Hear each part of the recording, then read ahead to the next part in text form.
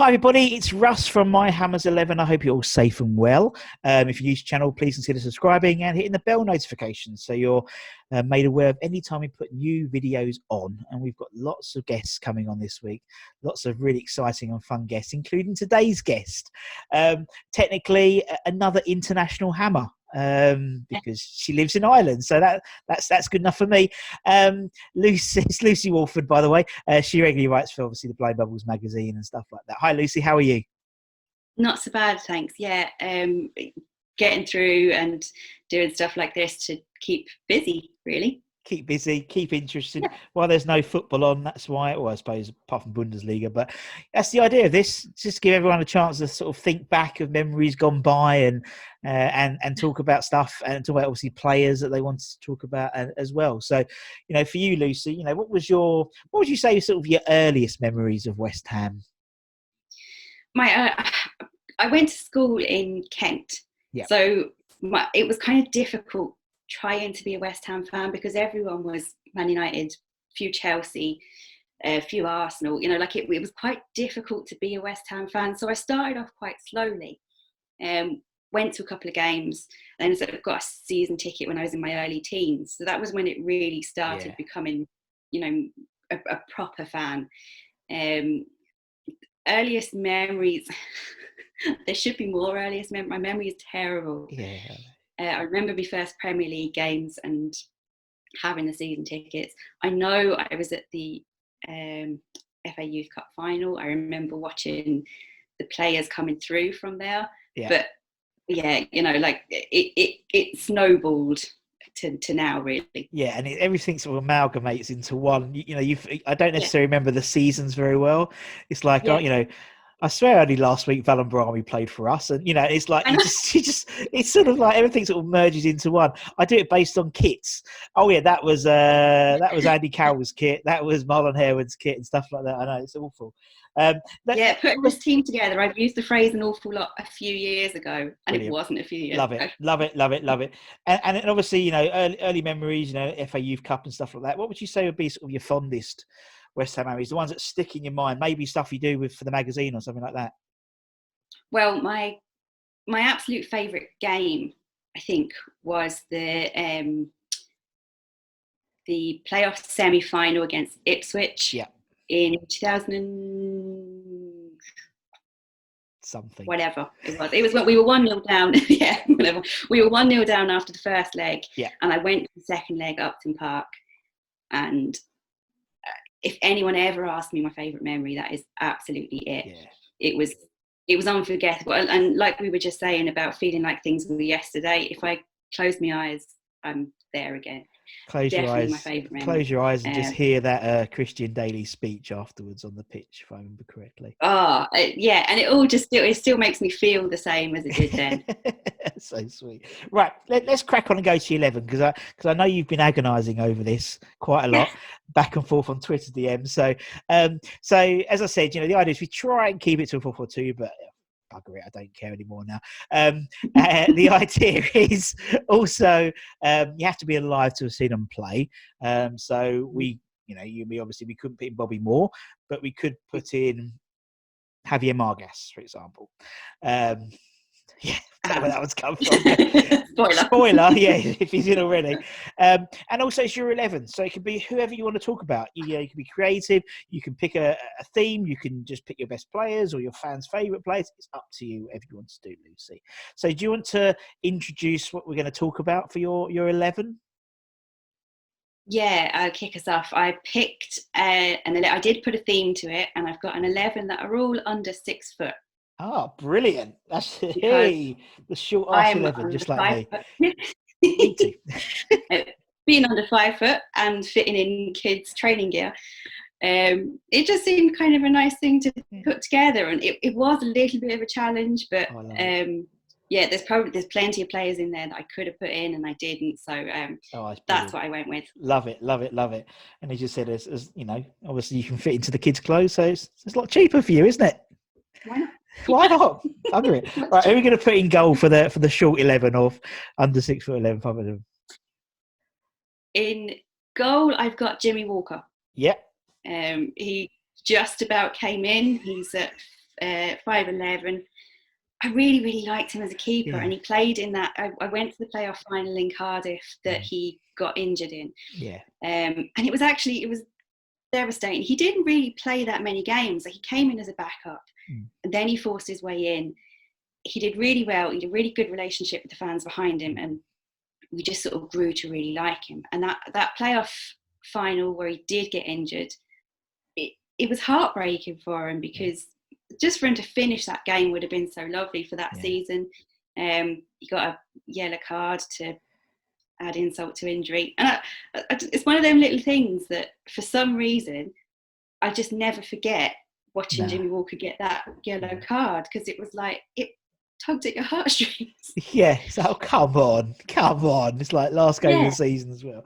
And also it's the widespread unnervousness when obviously he went off, and you're like, oh God, oh no, what are we going to do now? Because he did so well for us in that period. Yeah, he did, and it was so in the balance. So just to, I think it was the 80. Where was it? It was very close towards the end. Yeah, I think it was 80. It was very late on. We'd only just scored, and you thought, if anything changes here, it's going to change the whole course of next season. Yeah. But yeah, I did. I really liked him. I was really fond of him. So I'm glad he's under 6 foot, because I can have him in. And he seems, and as you said, he seems to, on Twitter and stuff, he's always really, really, really open with all the fans and stuff. Jimmy, I'll jump in Jimmy Walker. Yeah, he's in. Okay, who's going to go left back then, Lucy? Left back, I've gone Aaron Cresswell. He comes in at 5'7", so he fits the brief. He's been. He was a breath of fresh air when he came in. He was really, really nice to watch play live. He came in all guns blazing, got his Hammer of the Year, got in the England squad, and just looked like he was going to make such a difference in positions that had been, a little bit shaky in the years before. It's unfortunate that injury has made a big difference to him, because you could see him for another few years to come still being a really good player, but it just seems that injury might make a bit of a difference to him. But in terms of playing, he's quick, he's accurate, and he's very pleasing to watch part of that back. Exactly, and he always puts a shift in, doesn't he? It's like he always tries really hard. And as I said, when sort of Moyes came in the first time, he was employed as sort of a left of the back three. He was brilliant in that position, but which was a position you wouldn't think necessarily put him in. But yeah, I think he brings a sense of calmness to that left side. To be honest, when other players aren't in there. Right, okay, we'll put Aaron in. He makes you confident, and that's what we need in a back four. Exactly. When he's not there, you do slightly worry about that left side a little bit from a defensive perspective. Right, okay, we'll put Aaron in. That's great. Who are we going to have on the right back position then, Lucy? Right back is an interesting one. We've got Sebastian Schemmel in at right back. He was my pick on my team. I love Schemmel. It's a strange one, because it seems like he was there an awful lot longer than he was. Yes. Maybe it's because of the age I was quite impressionable at the time, and I just loved watching him. He was a character. You just weren't sure what he was going to do. And when you're watching a game in a stadium, sometimes it's kind of what you want. And I can still see him running with his really kind of bullish sort of run. He made an impression at the time, and I really liked him. He again got Hammer of the Year, made a really good. Everyone just liked him. Yeah, he did. Yeah, he had that sort of we're very prone to it. Second season syndrome with our players. It seems the first season is like amazing. Like, oh my God, this guy is like a buccaneering right back. He's brilliant. He's bombing on. Second season was just like, where the hell's he gone? And we've got a habit as fans to kind of go, right, well, you're forgotten now. But if they do come in and make an impact in that first season, with the sort of fans that will remember them, fairly fondly, as long as it doesn't go horrible. And these names come up quite often when we talk about these 11s, particularly sort of, I'd say, those in whose sort of main watching career was probably about 2000s onwards, or a bit early, maybe 95. He comes up quite a lot as like a defining sort of right back for them. So, all right, we'll put Seb in. So we've got Chris on one, Seb on the other. Who have we got in the centre backs? Who's your first centre back then, Lucy? I've got Steve under 6 foot. You can see now why it was so difficult. Love it. Potsy. We'll put Potsy in. Yeah, and to be honest, obviously for the amount of time that he was with us and played, I saw him play plenty of times. But what made him so impressionable is I met him late 90s, early 2000s. And I think when you're that age and you meet a player, when you watch them, then you suddenly you watch them more intently because you go, oh yeah, he knows me. Yeah, my mate. Yeah. So I think that's the reason. I mean, that you can't deny for the amount of time he played for us, for the amount of accolades he got, and the amount of praise that he still gets to this day, and he's still at the club. It says an awful lot.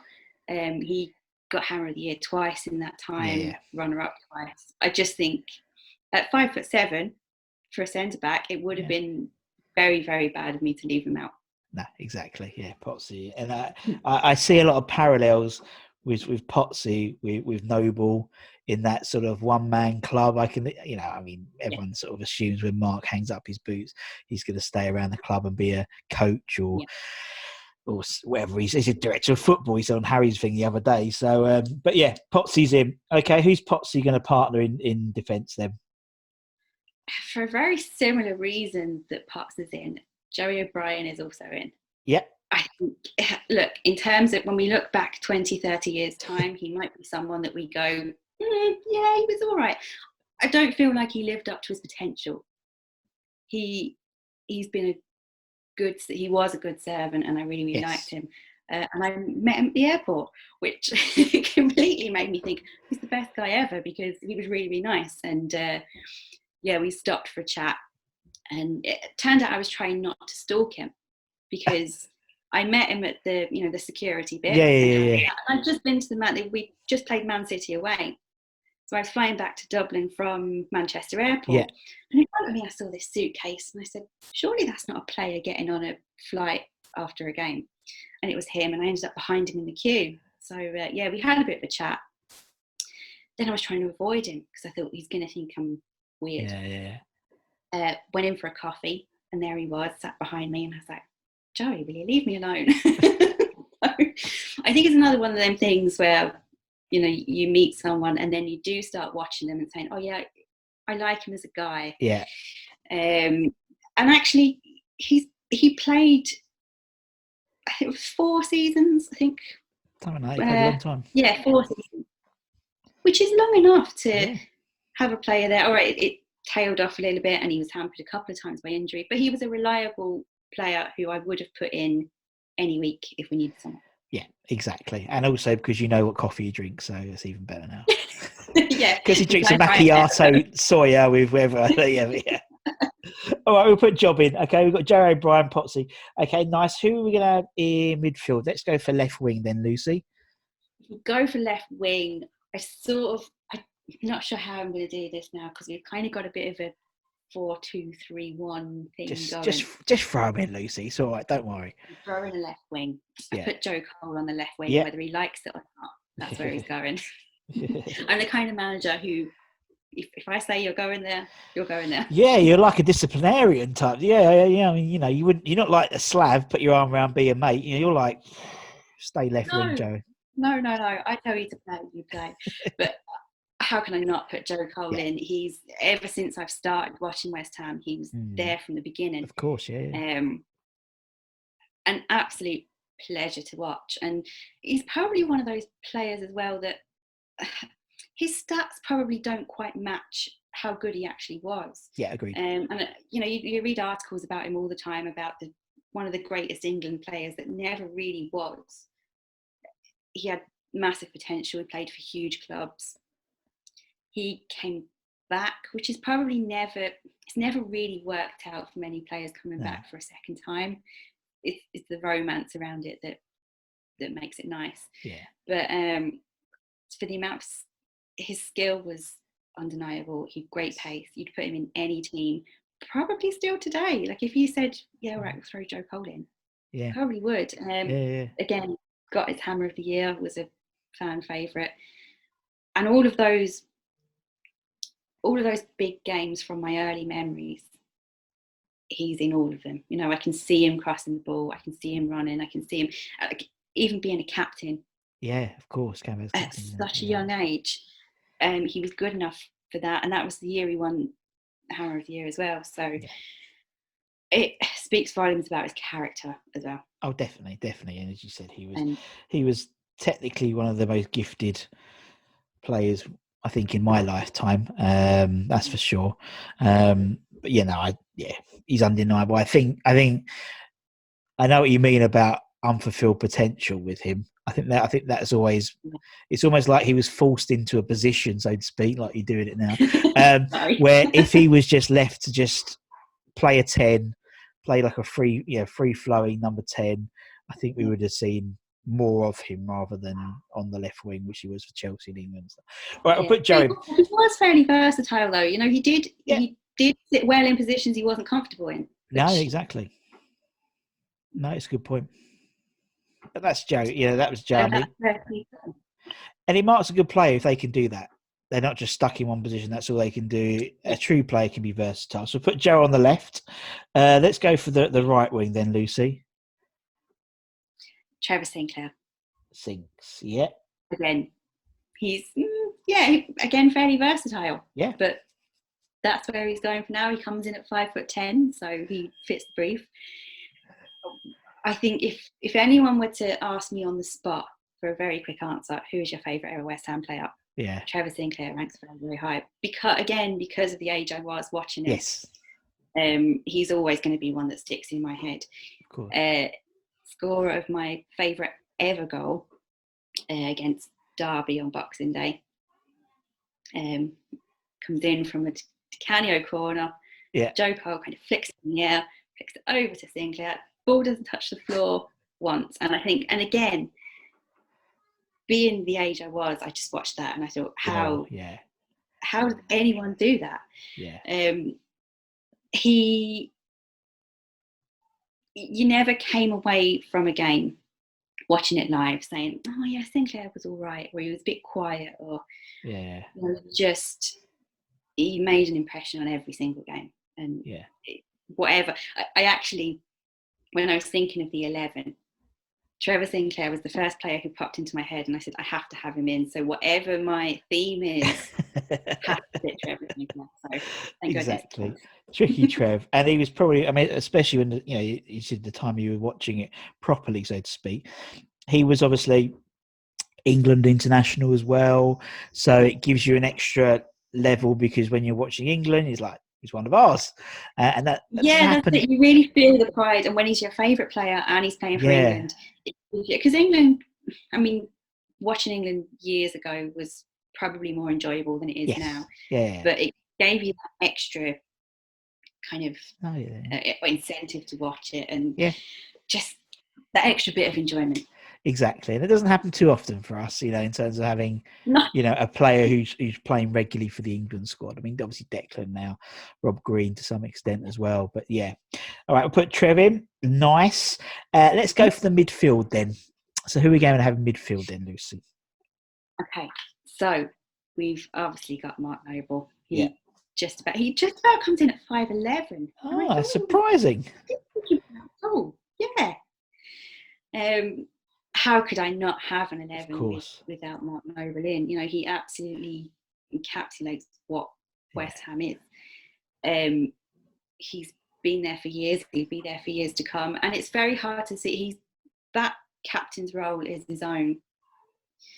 And looking at it now, he's the same age as me, roughly, which is, again, growing up, when I was watching him at 16, 17, I was kind of going, wow, look at what he's done with his life. And I'm sitting here watching him going, oh, well, yeah, I'm going to, do something really unfulfilling tomorrow. Yeah. I think, so he's always stuck with me. But watching now, it's very, very hard to see who's going to stand up to that. I mean, we've got players now, and we will have in the future, who will be good captains. But how is anyone going to live up to that in history from now? Yeah. It's a very rare thing to have that sort of one club mentality that Mark's got. But yeah, who knows? Who knows, Declan? Yeah, who knows? that's the thing. We're crossing fingers, but we never had to do that with Mark. If there was No, you're right. Okay, there were transfer windows where he would be mentioned, and before the transfer window, there was always kind of this thing of, I hope Mark Noble doesn't go anywhere. Yeah. But he was the one player who, if he was mentioned, you're watching Sky Sports News and they say Mark Noble, and you kind of perk your ears up and you go, oh no, please no. Yeah, I know what you mean. All right, we'll put Nobes in. Good shout. Who's going to partner Nobes in the midfield then, Lucy? Scott Parker. Scotty was a difficult decision because there's a few that I could have slipped Payet in there to sit behind me front, but I went with Scott Parker because if I'm thinking about players that I've watched, there's a especially the season we were relegated to the Championship. You could ask any questions about any player and I'll go, yeah, I remember. But there's no forgetting what Scott Parker did that season. No. It didn't work out. It didn't work out for the team, but I'd say he taught Mark Noble an awful lot in terms of how to manage a team, how to talk to players.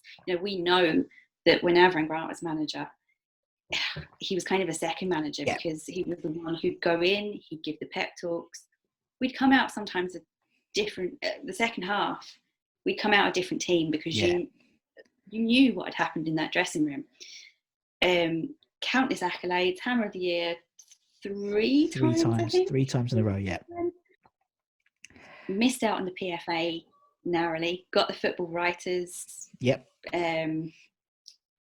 award that season, and all of that in a season where a club was relegated. I know, is incredible. It's mental, isn't it? Absolutely mental. And it's always and it's the sort of thing. No, go on, you can carry on, please. I was just going to say it's the sort of thing that we probably never see again as well. No, I mean, when was the last time that happened? When a team got relegated and one of their players was Football Writers Player of the Year. I mean, I can see a lot of comparisons with Noble and Parker as I do with Noble and Rice.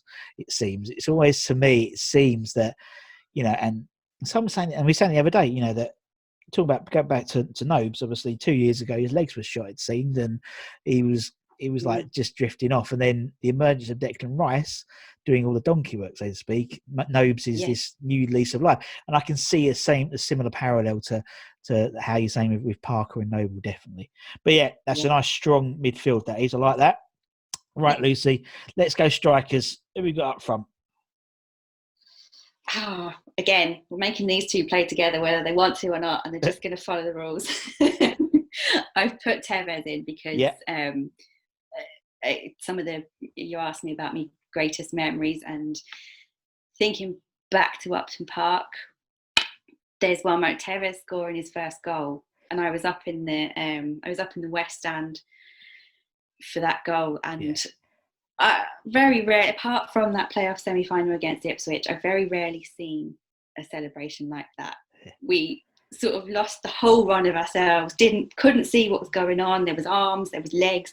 It was fantastic. Crazy. And again, that season, he defined that season not necessarily in goals or even happy. Like I don't think we can say he was completely happy with the whole situation and how he was used, but his relationship with the fans was really interesting. Because you'd watch a player who didn't necessarily always show the right body language, but would score a goal and just loved every second of going to celebrate with the fans. And again, what is he? 5'8", so fits in really nicely. And I couldn't not put him in. No, and for a South American player to just get the fans he's very rare so quickly. A foreign-based player. So quickly, obviously he sort of resurrected the crossed irons, which no one sort of could. Although there were some pictures in the 70s someone picked out where they were doing it, but no one did it for about 20 years, 30 years until Tevez came back for playing for another club, so. But I was at Man City when he came over. He was playing for Man City, and I was in the away end, and we just got the best kind of buzz out of Yeah. seeing him do that to us, and it felt good, and it feels like he found fans that he really connected with, which we've seen throughout his career isn't necessarily what he does. No, it's very true. Right, who's going to partner Tevez up front then, Lucy? Who do you think? Di I was going to say David Speedy, but as a bit if you're Di Canio. Okay, Paolo, PDC. Yeah. Because throughout my lifetime, he's just one. I know there's people who are obviously older than me and go, yep, Di Canio will still be in a team that they pick because he gave everything. And again, similarly to Tevez, he wasn't always happy. But the relationship he had with the fans and what he wanted to do to help the club, and he didn't play in easy seasons. There was a couple that were nice. We had nice finishes in the Premier League, but there was a couple of seasons that were really testing. And he'd go off and have a sulk, but he came back and he did exactly what we needed him to do. And sometimes there are players that you just go, yeah, let him do it, because it was only recently actually I watched a video of all of his goals put together, and now that I'm older and I understand football that bit more, I watched that video and I thought I really didn't appreciate at the time what a fantastic footballer he was, because I knew he was this great character. I loved watching him play, I loved singing his name and all that, but now I watch those goals and I just think that is incredible what he could do with a football. Exactly. And I always refer back to the Arsenal game, because I've watched those goals over and over again before. And then someone mentioned on the Arsenal, when he scored the Arsenal goal at Upton Park, and he had his shorts on backwards.